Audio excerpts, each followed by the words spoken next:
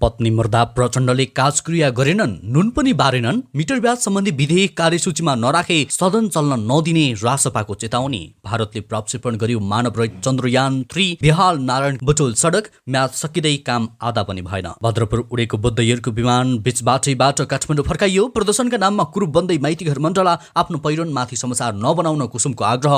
भन्छन् मेरो सहने क्षमता छैन। कोसीमा खस्यो मालवाहक ट्रक, 3 जनाको सकुशल उद्धार। आइतबारदेखि महोत्तरीको भङ्गासम्मै रेल चल्ने डोनाल्ड लूले अर्पण गरे सीता दाहालप्रति श्रद्धाञ्जली। सरकारलाई हामीले देखाउनु पर्ने अवस्था छ। ओलीको भनाई। शाहरुखको आत्महत्याबारे मलिनाका प्रश्न छानबिन गर्न माग। नेपाल टेलिकमले ल्यायो समर अफर। गण्डकी प्रदेशका 50,000 पशु चौपायामा फैलियो लम्पी स्किन। इजाजत डेट मसान्तसम्म रोकिएन नदीजन्य पदार्थको उत्खनन। सरकारी बजेटमा बर्खे होला। असारमा हुने 36% पुँजीगत खर्च कहिले होला सुधार। आइपिओ निष्कासन गर्दै झापा इनर्जी र युक्रेनलाई दिइने नेटोको सदस्यताले विश्वव्यापी तनाव बढाउने पुचिनको दाबी लगायतका आज दिनभरका केही महत्त्वपूर्ण ब्रेकिङ न्युजको साथमा म सन्तोष उपस्थित भएको छु। पुरा समाचार महत्त्वपूर्ण भएकाले अन्तिमसम्म हेरी हाम्रो हौसला स्वरूप भिडियोमा एक लाइक गर्दै सक्दो सेयर गर्न नबिर्सिनुहोला। साथै यति बेला कुन ठाउँबाट भिडियो सामग्री हेर्दै हुनुहुन्छ तलको कमेन्ट बक्समा जानकारी गराउन पनि नबिर्सिनुहोला। पहिलो पटक हेर्दै हुनुहुन्छ भने फर्स्ट टाइम लेखेर कमेन्टमा जानकारी गराउनुहोला र रेगुलर हेर्नुहुन्छ भने रेगुलर लेखी जानकारी गराउनुहोला। दर्शकवृन्द, अब खबर विस्तारमा। राष्ट्रिय स्वतन्त्र पार्टी रासपाले मिटर ब्याज सम्बन्धी विधेयक कार्यसूचीमा नराखे सदन चल्न नदिने चेतावनी दिएको छ। शुक्रबार प्रतिनिधि सभाको बैठकमा बोल्दै रासपाका सभापति रवि लामिछानेले यस्तो चेतावनी दिएका हुन्। शुक्रबारको कार्यसूची प्रभावित हुन नदिने उल्लेख गर्दै उनले अर्को प्रतिनिधि सभाको बैठकमा मिटर ब्याज सम्बन्धी विधेयक ल्याउन आग्रह गरे।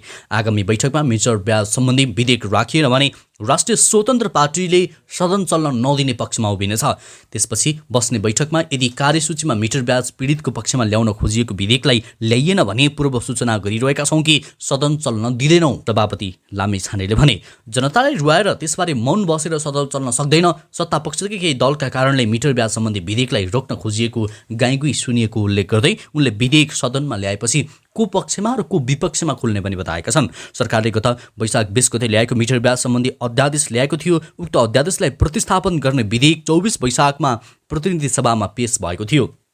अध्यादेशलाई प्रतिस्थापन गर्ने विधेयक 60 दिनभित्र पारित गरिसक्नुपर्ने व्यवस्था छ। त्यसअनुसार असार 20 गतिसम्म प्रतिस्थापन विधेयक पारित गरिसक्नुपर्ने थियो। तर एमाले, रासपा र राप्रपाले सदन चल्न नदिएका कारण मिटर ब्याज सम्बन्धी अध्यादेशलाई प्रतिस्थापन विधेयक पारित हुन सकेको थिएन। त्यस्तै वर्ग समाचार प्रकाश सुपुतको गीत फुलमायाबाट चर्चा कमाएकी मोडल सुकुमा शर्मा कुसुम शर्मा आफ्नो पोसाकलाई लिएर बनिरहेका गसिपबाट आत्तिएकी छन्। आफूसँग आलोचना सहने क्षमता नभएको उनको प्रष्टुक्ति छ। कुसुमको हट पहिरन लगाएको भिडियो केही दिन अघि टिकटकमा भाइरल भएको थियो। उक्त भिडियो अरूले नै टिकटकमा अपलोड गरिदिएका थिए। उनले हटाउन आग्रह गरे पनि भिडियो हटेन, बरु मिडियाहरूले त्यसलाई गसिप बनाए। नवोदित कलाकारहरूले उच्छृङ्खल पहिरन लगाएर चर्चा बटुल्न खोजेको भन्दै अत्याधिक आलोचना खेप्नु परेपछि कुसुम मर्माहत बनिरहेकी छन्। यही सन्दर्भमा उनले आज मुख खेलेकी छन्। उनले फेसबुकमा स्टाटस लेख्दै आफूलाई कहिलेकाहीँ मर्न मन पनि लाग्ने बताएकी छन्। दर्शकवृन्द, यस विषयमा तपाईँको धारणा के छ कृपया कमेन्ट गर्नुहोला। त्यसै त भारतले चन्द्रमाको सतहमा मानवरहित अन्तरिक्ष यान अवतरण गर्ने प्रयासलाई निरन्तरता दिँदै चन्द्रयान 3 प्रक्षेपण गरेको छ। दक्षिणी स्थान आन्ध्र प्रदेशको श्रीहरिकोटाबाट चन्द्रयान 3 अन्तरिक्ष यान लिएर उडेको हो। भारतसँग क्वार्टर प्राइस एरोस्पेस कार्यक्रम छ जुन विश्वव्यापी अन्तरिक्ष शक्तिहरूको अन्तरिक्षमा पुग्न पाएको सफलतापछि द्रुत गतिमा बन्द गरेका छन्। यसअघि रुस, संयुक्त राज्य अमेरिका र चीनले मात्र चन्द्रमाको सतहमा नियन्त्रित अवतरण गरेका थिए। चन्द्रमामा यान प्रक्षेपण गर्ने भारतको अन्तिम प्रयास ग्राउन्ड कन्ट्रोलले रकेट अवतरण गर्नुभन्दा केही क्षण अघि सम्पर्क गुमाएपछि 4 वर्ष अघि असफल भएको थियो। यदि भारतीय अन्तरिक्ष यानको बाँकी भाग योजना अनुसार अघि बढ्यो भने चन्द्रयान 3 अगस्त 23 देखि 24 को बीचमा चन्द्रमाको सानो खोजी गरिएको दक्षिणी ध्रुव नजिकै सुरक्षित रूपमा अवतरण हुनेछ। यसैबीच फ्रान्स भ्रमणमा रहेका भारतीय प्रधानमन्त्री नरेन्द्र मोदीले ट्विट गर्दै यो मिसनले हाम्रो राष्ट्रको आशा र सपना बोकेको बताउनु भएको छ। भारतीय अन्तरिक्ष अनुसन्धान संगठन इसरोले बनाएको चन्द्रयान 3 अन्तरिक्ष यानमा विक्रम नामको ल्यान्डर र संस्कृत शब्द प्रज्ञान नामको रोभर समावेश गरिएको छ। त्यस्तै त प्रधानमन्त्री एवं नेकपा माओवादी केन्द्रका अध्यक्ष पुष्पकमल दाहालकी पत्नी सीता दाहालको बुधबार निधन भयो। हिन्दू परम्परा अनुसार सोही दिन पशुपति आर्यघाटमा लगेर उनको दाह संस्कार गरियो।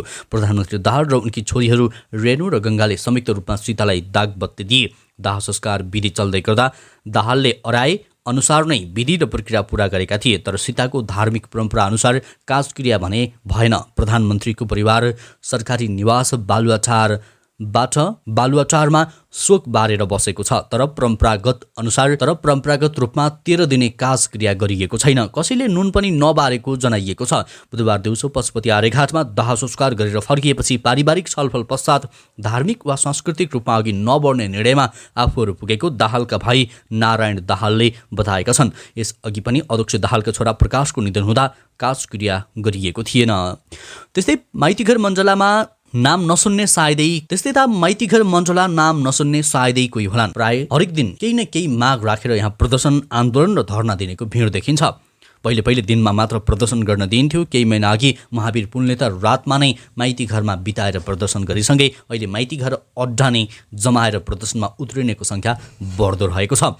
अहिले यहाँ विभिन्न माग राखी पालनै टाँगेर बस्ने समूहहरू 5 भन्दा बढी रहेका छन्। प्रदर्शनकारीहरू बिहान बेलुकीको खाजा खाना त्यहीँ खान्छन् अनि त्यहीँ सुत्छन्। त्यसैले काठमाडौँको मुटु मानिने माइती घरको सवारी आवागमनमा असहज पैदा भइरहेको छ। अहिले झट्ट हेर्दा माइती घरमा माछा बजार जस्तो देखिन्छ। दिउँसो मात्र नभएर राति पनि धरनामा बस्नेहरूको सङ्ख्या बढ्दै गएपछि सार्वजनिक शौचालय र फोहोरको व्यवस्थापनमा पनि जटिलता थपिएको छ। त्यस्तै सडकमा फोहोर बढ्दै गएको र सवारी जामले दैनिकीमा असहजता थपिएको त्यहाँका व्यापारीहरूको गुनासो रहेको छ।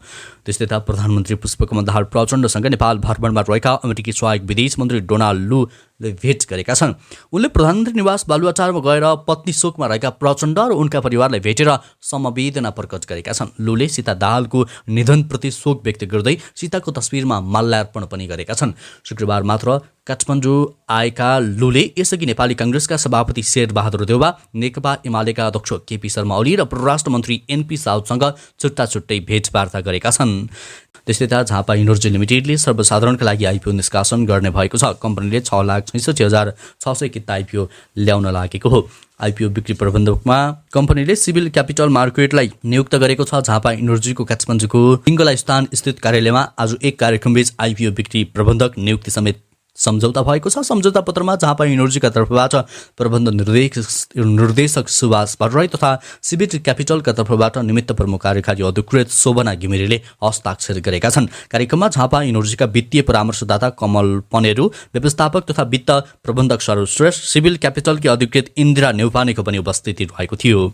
त्यस्तै त नेकपा एमाले अध्यक्ष तथा पूर्व प्रधानमन्त्री केपी शर्मा ओलीले नेपालमा अझै पनि भोकमरीको समस्या रहेको बताएका छन्। शुक्रबार काठमाडौँमा आयोजित राष्ट्रिय मानव अधिकार तथा सामाजिक न्याय मञ्चको 24औं स्थापना दिवसको अवसरमा आयोजित कार्यक्रमलाई सम्बोधन गर्दै उनले कतिपय गरिबीको रेखामुनि रहेका नागरिकहरूले आधारभूत अधिकार समेत नपाएको बताइरहेका छन्। सरकारलाई हामीले भन्नुपर्ने, देखाउनुपर्ने, दबाब दिनुपर्ने अवस्था छ।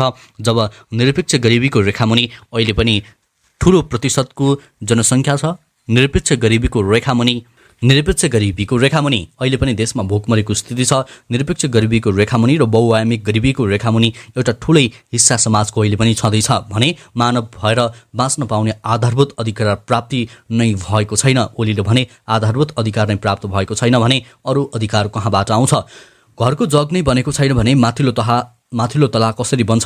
मानव अधिकारको जग नै कमजोर छ। मानिसले बाँच्न पाउने अधिकार हो। बाँच्न पाउने, खान पाउने अधिकारबाट मानव अधिकार सुरु हुन्छ, उनले भनेका छन्। त्यस्तै त सरकारले असार लागेपछिका 28 दिनमा 2 खर्ब 20 अर्ब 33 करोड रुपियाँ खर्च गरिसकेको छ। 32 जेठ 2080 सम्मको चालु आर्थिक वर्षको 11 महिनामा 11 खर्ब 76 अर्ब 6 करोड रुपियाँ खर्च भएको थियो। असार 28 2080 सम्म आइपुग्दा सरकारको कुल खर्च 13 खर्ब 96 अर्ब 59 करोड रुपियाँ पुगेको छ। यसको मतलब सरकारले असार लागेपछि प्रतिदिन 7 अर्ब 86 करोड रुपियाँका दरले पैसा खर्च गरिरहेको छ। आर्थिक वर्षको अन्तिम 3 दिन बाँकी हुँदा असारमा भएको यो खर्च कुल खर्चको 16% हो। वर्षान्तमा खोला जस्तै बगाइने सरकारी बजेटको प्रवृत्ति चालु आर्थिक वर्ष 2079-80मा पनि उस्तै रह्यो, जुन दशकौंदेखि रहँदै आएको छ। बजेटका घोषणा तथा बजेट घोषणा होस् वा अर्थ मन्त्रालयका निर्णय वा संसदीय समितिका निर्देशन, कुनै पनि उपचारले वर्षान्तमा बजेट खोलासरी बगाउने प्रविधि सुधार हुन सकेन। त्रिभुवन विश्वविद्यालयका सहप्राध्यापक डाक्टर रेशम थापा सरकारी खर्चमा कानुनी र प्रक्रियागत रूपमा ठूलो सुधार नगरे यो अवस्थामा सुधार नहुने बताउँदछन्। नेपालमा खर्च र लेखा प्रणालीभित्रै धेरै समस्या छन् जसलाई व्यक्तिले सुधार गर्न सक्दैन। कानुनमै धेरै सुधारको खाँचो छ, उनले भने, जसको सुरुवात सार्वजनिक खरिद ऐनबाटै गर्नुपर्ने उनले बताएका छन्। त्यस्तै गण्डकी प्रदेशमा करिब 50,000 पशु चौपायामा लम्पी स्किन रोग फैलिएको छ। पशुपक्षी तथा मत्स्य विकास निर्देशनालय गण्डकी प्रदेशका अनुसार गण्डकीमा 48,139 पशु चौपायामा लम्पी स्किन रोग फैलिएको हो। 2019मा आएको कोरोना जस्तै फैलिएको उक्त रोग प्रदेशका 11वटै जिल्लामा नै फैलिसकेको छ। गण्डकीका 80 पालिकामा संरक्षण भइसकेको छ। मनाङका 3, मुस्ताङका 2 पालिकामा अहिलेसम्म लम्पी स्किन रोग पुगेको छैन। अन्तिम पटक मनाङको चामेस्थित थान्चोकका किसानले पालेको गोरुमा यो रोग देखिएको थियो। संक्रमित पशु चौपायामध्ये 1,801 पशु किसानले पालेको गोरुमा यो समस्या देखिएको छ। संक्रमित पशु चौपायामध्ये 1,801 पशु चौपायाको मृत्यु भएको निर्देशनालयका पशु चिकित्सक सुरेश कुमार श्रेष्ठले जानकारी दिएका छन्। गोर्खामा सबैभन्दा धेरै 13,836 पशु चौपाया लम्पी स्किनको संक्रमित भएका छन्। लम्पी स्किनबाट 4,573 वटा बाछा बाछी र 24,003 गाई, त्यस्तै 17,764 गोरु, 125 पाडापाडी र 1,552 भैँसी र 122 राँगो संक्रमित भएको तथ्याङ्क रहेको छ। संक्रमित मध्ये 214 बाछाबाछी, 849 गाई, 698 गोरु, 17 पाडापाडी, 22 भैँसी र 1 राँगाको मृत्यु भएको जनाइएको छ। त्यस्तै नेकपा एमालेका अध्यक्ष केपी शर्मा ओलीसँग संयुक्त राज्य अमेरिकाका दक्षिण तथा मध्य एसिया हेर्ने सहायक विदेश मन्त्री डोनाल्ड लूले शिष्टाचार भेट गर्नुभएको छ। एक दिन नेपाल भ्रमणका लागि आज आइपुग्नुभएका सहायक विदेश मन्त्री लूले अध्यक्ष ओलीसँग उहाँकै निवास बालकोटमा भेटवार्ता गर्नुभएको हो। सहायक विदेश मन्त्री लूले भ्रमणका क्रममा प्रधानमन्त्री पुष्पकमल दाहाल प्रचण्ड, परराष्ट्र मन्त्री एनपी साउदसँग भेटवार्ता गर्नुहुनेछ। यसअघि लूले नेपाली काङ्ग्रेसका सभापति शेरबहादुर देउवासँग पनि भेटवार्ता गरिसक्नु भएको छ।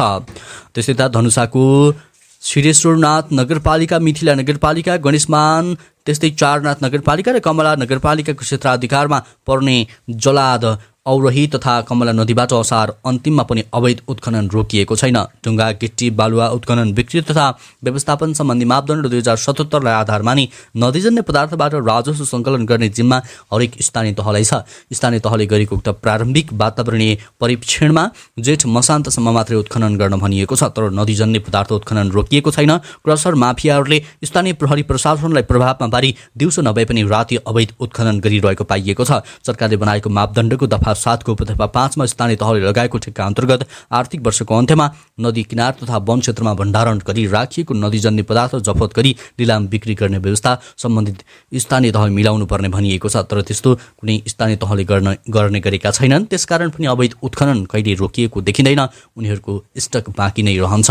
त्यसै त रुसी राष्ट्रपति भ्लादिमिर पुटिनले युक्रेनलाई नेटोमा सामेल गर्ने हो भने त्यसलाई विश्वलाई थप असुरक्षित बनाउने बताएका छन्। मलाई विश्वास छ कि यसले युक्रेनको सुरक्षालाई बढाउँदैन र समग्रलाई विश्वलाई अझ बढी असुरक्षित बनाउनेछ र अन्तर्राष्ट्रिय क्षेत्रमा थप तनाव निम्त्याउनेछ। उनले भने राष्ट्रपति भ्लादिमिर पुटिनले युक्रेनमा सैन्य अभियान सुरु गर्नुको एउटा कारण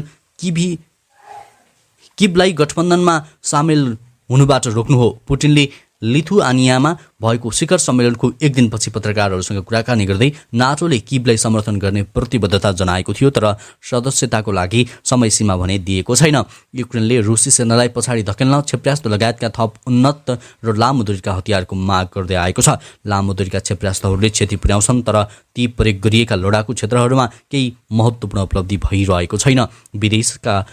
विदेशमा निर्मित ट्याङ्कका लागि पनि यही कुरा लागू हुनेछ उनले भनेका छन्। त्यस्तै नेपाल टेलिकमले आफ्नो सेवाग्राहीका लागि समर अफर ल्याएको छ। टेलिकमले हिजोदेखि लागू हुने गरी समर अफर ल्याएको हो। सेवाग्राहीको रुचि र चाहना बमोजिम केही नयाँ प्याकेज सहितका अफरहरू उपलब्ध गराइएको छ। यसै गरी एफटिटिएच, नमस्ते वाइफाई, सिओजी लगायतका विभिन्न भोइस तथा डाटा प्याकेजहरूलाई थप आकर्षक बनाइएको छ।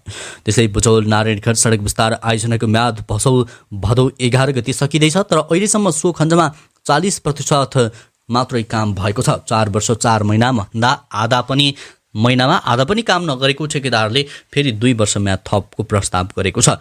पछिल्लो पटक थप भएको 1 वर्षको म्याद विभिन्न 50% काम सक्ने प्रतिबद्धता गरेको ठेकेदार कम्पनीले फेरि 2 वर्षको म्याद थप प्रस्ताव गरेपछि स्थानीयसम्म आक्रोशित भएका छन्। समयमा काम नगर्ने ठेकेदारसँग पटक पटक म्याद थप गर्नुको कारण के हो? हामीले कहिलेसम्म यस्तो हिलाम्मे र धुलाम्मे सडकमा यात्रा गर्नुपर्ने हो? कावासुती सोरोकी स्थानीय मिना बस्नेतले भनिन्। सरकारले ठेकेदारलाई कडाई गर्न नसक्दा हामीले दुःख पाएका छौँ। काम नगर्ने ठेकेदारलाई कारबाही गर्ने परिपाटी भए मात्रै समयमै काम हुन्छ। खाडल र धुवाँले सडक वरपर हिँड्ने अवस्था छैन। ठेकेदारले मनमानी गर्ने, सरकारले चुपचाप म्याद थप गर्दै गर्दा समस्या बढ्यो। काउसतीका व्यवसायी हरियाछारीले भने गैंडाकोटदेखि दाउन्नेसम्म 65 किलोमिटर सडक पूर्वी खण्ड र दाउन्नेदेखि बुटौलसम्मको 49 किलोमिटर पश्चिम खण्ड नामाकरण गरिएको छ। 17 अर्ब लागतको यो परियोजना एसियाली विकास बैंक एजीबीको सहयोगमा अघि बढेको हो। सडक विस्तारको काम जङ्गल क्षेत्रमा 4 लेन, दाउन्नेमा 3 लेन र बस्ती क्षेत्रमा 6 लेन विस्तार गर्ने गरी दुवै खण्डको चाइना स्टेट कन्स्ट्रक्सन इन्जिनियरिङ कर्पोरेसनले ठेक्का लिएको छ। पूर्वी खण्डको 65 किलोमिटरमा 40% काम सम्पन्न भएको आयोजनाका पूर्वी खण्डका सूचना अधिकारी धीरज ढकालले बताएका छन्। पूर्वी नवलपरासीतर्फ एकतर्फी 14.5 किलोमिटर दूरीमा कालो पत्रेको काम भएको छ। पछिल्लो समय काम धमाधम भए पनि वर्षाको कारण अवरोध आएको हो। त्यसै जयनगर जनकपुर कुर्थासम्म सञ्चालन हुँदै आएको रेल आइतबारदेखि मौतरीको भङ्गहासम्म नै आउने भएको छ। सङ्घीय सरकारका भौतिक पूर्वाधार तथा यातायात मन्त्री प्रकाश ज्वालाले बिजलपुरा रेलवे खण्डको 17 किलोमिटर आइतबार बिहान 10:30 बजे उद्घाटन गर्ने कार्यक्रम तय भएको नेपाल रेलवे कम्पनीका महाप्रबन्धक निरञ्जन कुमार झाले जानकारी दिएका छन्। भारतीय रेलवे कम्पनी इरकन इन्टरनेसनलले निर्माण गरेको रेलवे ट्र्याक गत जेठ 18 गते नेपाल रेलवे कम्पनीलाई प्रमुख झालाई हस्तान्तरण गरिसकेकाले रेल सञ्चालन गर्न लागेको रेलवे कम्पनीले जनाएको छ। अहिले जयनगर बिजलपुरा स्टेसनसम्म दैनिक पटक रेल सेवा सञ्चालन गर्ने तयारी रहे पनि यात्रुको माग अनुसार सेवा थप गर्दै जाने योजना रहेको रेलवे कम्पनीका सञ्चालक झाले बताएका छन्। रेलवे कम्पनी नयाँ रेल खरिदको प्रक्रियामा पनि रहेको उनको भनाइरहेको छ। अहिले जयनगर जनकपुर कुर्था 35 किलोमिटर सडकमा दैनिक 2 पटक रेल सेवा सञ्चालन भइरहेको छ। हवस् दर्शकवृन्द, यो खबर सँगसँगै अहिलेलाई केही चर्चामा रहेका महत्त्वपूर्ण खबर अपडेटको श्रृङ्खला यति नै। पलपलको न्युज अपडेटका लागि हाम्रो च्यानललाई सब्स्क्राइब गर्दै भिडियोलाई लाइक गर्न नछुटाउनुहोला। हवस् त अहिलेलाई भने म लगायत हाम्रो सम्पूर्ण टिमलाई बिदा दिनुहोस्। नमस्कार। तपाईँको बाँकी पल उत्कृष्ट बनोस्।